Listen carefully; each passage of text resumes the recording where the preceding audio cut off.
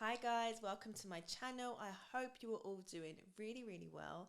My name is Natasha Campbell and I share my tips and expertise in project management to help you level up your career.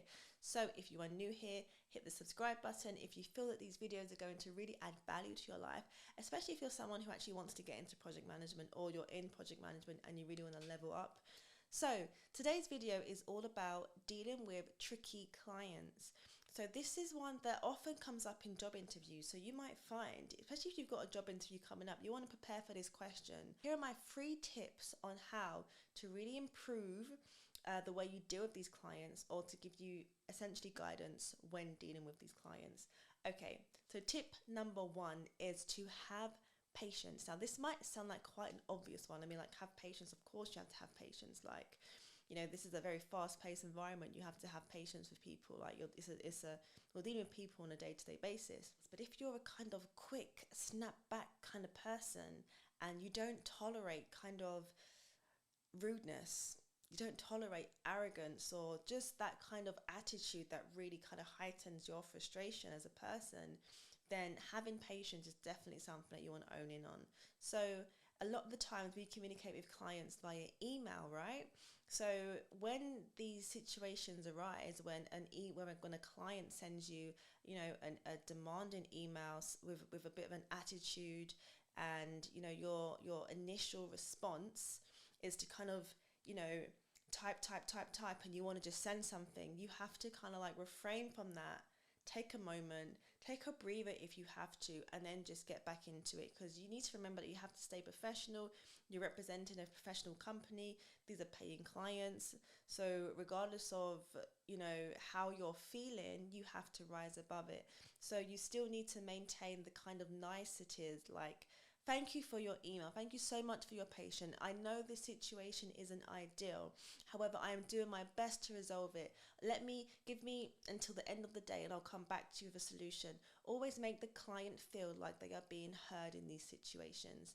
So regardless of how you're feeling, whether it's frustration, annoyance, even anger at times, believe me, I felt very annoyed at clients at times, but always rise above and have patience with the client and be the one that's taking the lead, act as the leader.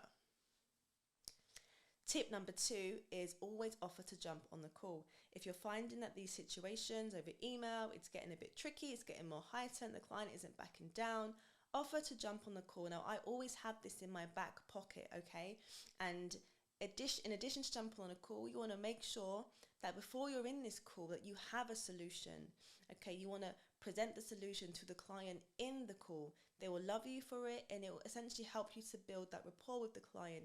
And if you don't have a solution there and then you want to let the client know in the call that you are doing all you can to come up with a solution. That might mean you have to, tell the client, I'm going to check in with my line manager and explain the situation, or you need to check in with a designer, a member of the dev team, whoever it is.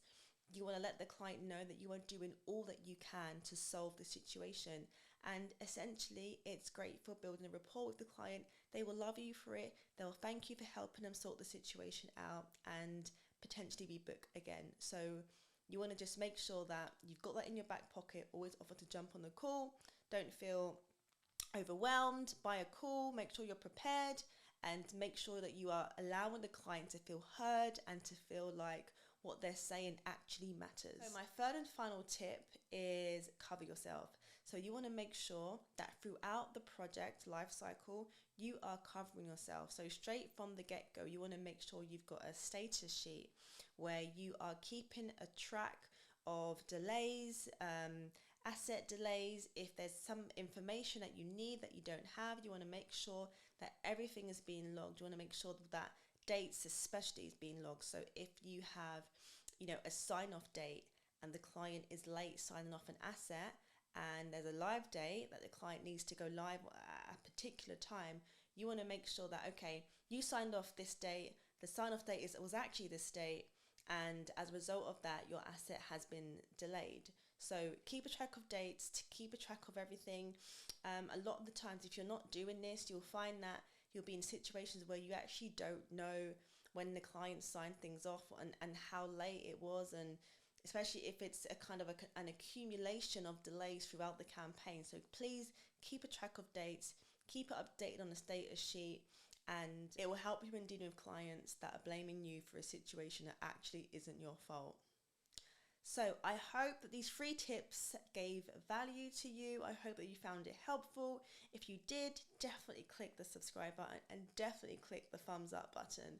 So if you have any kind of video requests, please do let me know in the comment section, especially if you're dealing with tricky clients right now and you want some advice on how to deal with that. Definitely let me know in the comment section, and I would love to give you some extra tips. So thanks again for watching, and I will see you in my next video. Take care now. Bye.